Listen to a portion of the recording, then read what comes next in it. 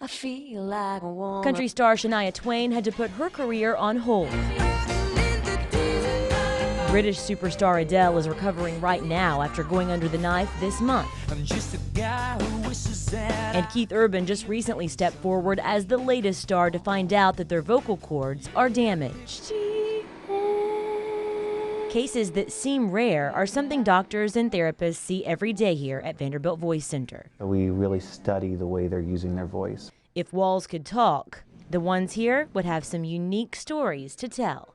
We'll be seeing patients and then all of a sudden some famous person singing in the next room. The dozens of pictures and gold albums that line the hallways pretty much speak for themselves. Dolly Parton thanks the doctors here, so does Faith Hill and Martina McBride. Willie Nelson even wrote the song Superman after losing his voice.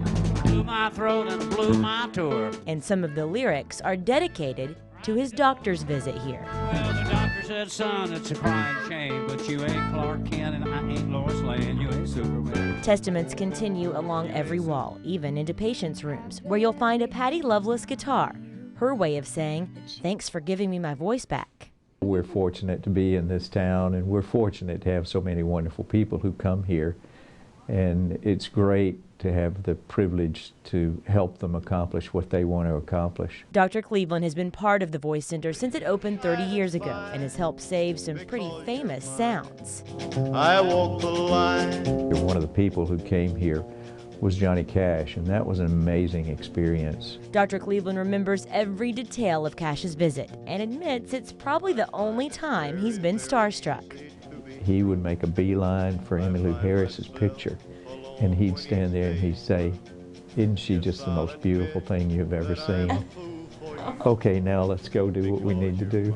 Decades of use isn't the only cause of vocal cord damage. Doctors and therapists often see new artists as well. 17-year-old Jordan Shellhart was recently forced to make an appointment. I went to record a demo, and I started singing, and my co-writer, who was in the control room, he stopped me and he goes, if you sounded anything like yourself, I would make you keep going, but you need to go to a doctor, like now.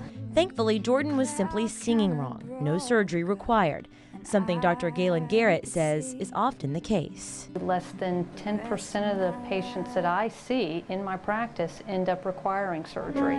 Instead, they do voice therapy and see a speech pathologist. It's very easy for it to get out of whack.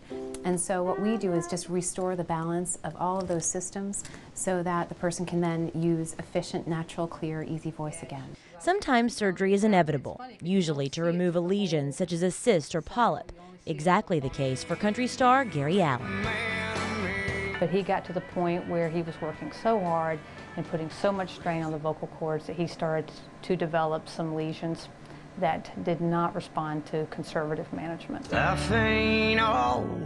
me, I was losing my falsetto, so I couldn't hit those really high notes in a lot of my songs. So I ended up having people double me and then forcing like my mid-voice up to hit the note. 1 year after removing the vascular polyp, Allan has fully recovered. Everything's perfect now. Another success story on the Wall of Fame. I sing like a kid again. It's every bit as good, if not better than it was, yeah. Now, it's not only musicians that could benefit from getting a strobe. Anyone who overuses their voice, say teachers, preachers, or journalists, they should come in and get an exam just to make sure everything is fine. As a television journalist, I've been overusing my voice for years. I've never seen my vocal cords, so we're going to take a look. So open your mouth, stick out your tongue, and say the sound E. Good breath. I thought I had a natural rasp in my voice, but a stroboscopy shows a different reason. Lesions along both sides of my vocal cords. So when you close all the way, you're only closing at the midpoint. So you're going to have a little more breathiness to your voice because you've got a little gap in the back and the front when you vibrate. And so you have to squeeze your vocal cords together a little more to make voice. A great example of how anyone who overuses their voice can benefit from a trip to this little secret 7th floor where music meets medicine. It's ultimately one of the most rewarding things you could ever, I think, do in a day is give people back their voices. You were gonna be